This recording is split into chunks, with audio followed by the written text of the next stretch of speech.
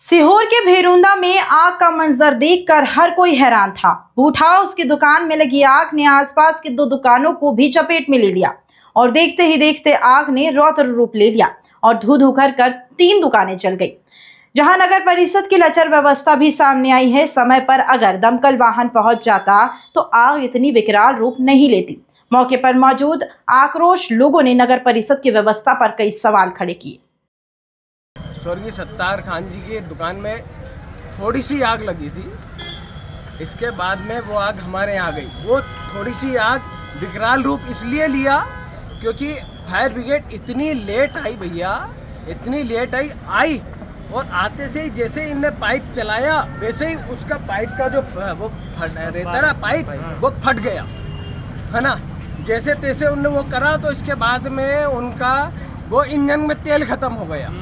तेल ख़त्म हो गया, फिर क्या मालूम क्या करा, कैसे क्या चलाया, तो इसके बाद में वो उनमें पानी ख़त्म हो गया।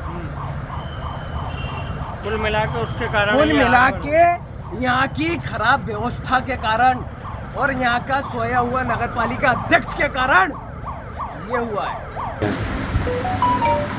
कल रात्रि में मुझे 9:45 पर सूचना मिली कि जेपी मार्केट में दुकानों में आग लगी। तुरंत हमने हमारे केंद्रीय कृषि मंत्री जी के कार्यालय में सूचना दी, सीहोर कलेक्टर को सूचना दी और आसपास के जिले कलेक्टर को सूचना दी ताकि अधिकतम फायर ब्रिगेड यहाँ पहुँच जाए और उससे आग पर काबू पाए। और आपने देखा होगा कि आने में जितना समय लगा, आने के बाद आग पर काबू 2 घंटे 3 घंटे में पा लिया। घटनास्थल का मैंने अवलोकन किया है और स्थिति ये है, तीनों बिल्डिंग पूर्ण से क्षतिग्रस्त हो गई है। हमने PWD के अधिकारियों को बुलाया है कि वो निरीक्षण करें और ये देखें कि अगर वो बिल्डिंग इस योग्य नहीं है तो तुरंत ही उसे तोड़ने का, डिसमेंटल करने का काम करें। दूसरी, आर्थिक सहायता शासन में जो हो सकती है वो अधिकतम आर्थिक सहायता उनको 1 सप्ताह के अंदर दान देते हैं। नंबर 3, अभी मैंने जेपी मार्केट के और हमारे सभी व्यापारियों से आग्रह करा है कि इन तीनों व्यापारियों पर जो मुसीबत आई है तो जो शासन सहयोग करेगा वो तो ठीक है, उसके बाद भी सामाजिक सहयोग होना चाहिए। हमारे व्यापारी सहयोग करें, हमारे दूसरे वर्ग के लोग सहयोग करें। और आपको मैं बताना चाहूँगा कि 10 मिनट में ही 7.5 लाख रुपये, 8 लाख रुपये आ गए हैं। जो इनमें जो भी और राशि आई, अभी हम मार्केट में जाएंगे, सबसे आग्रह करेंगे कि भाई अपन को व्यापारी भाइयों का सहयोग करें और उसमें सहयोग भी होगा। अब उसमें जो होगा जितना टोटल सहयोग है हम तीनों व्यापारियों में उस राशि को बांटेंगे।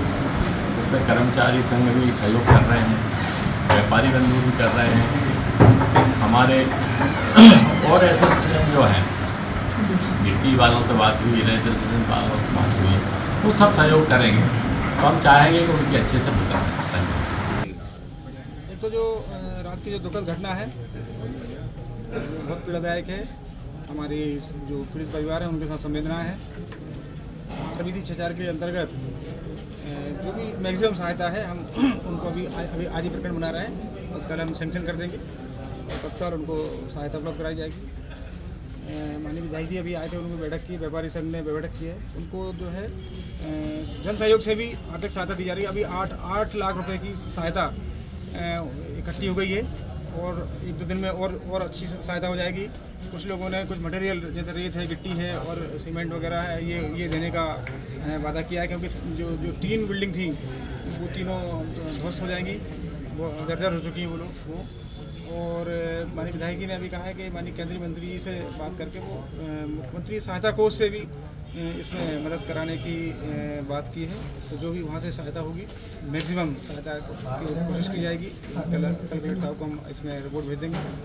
और बाकी जहाँ तक फायर ब्रिगेड और नगर पालिका के लिए बात है, हम कल कलेक्टर साहब को उसकी जांच करेंगे और कलेक्टर साहब को उससे अवगत कराएंगे, उसमें जो भी नियमानुसार कार्रवाई होगी वो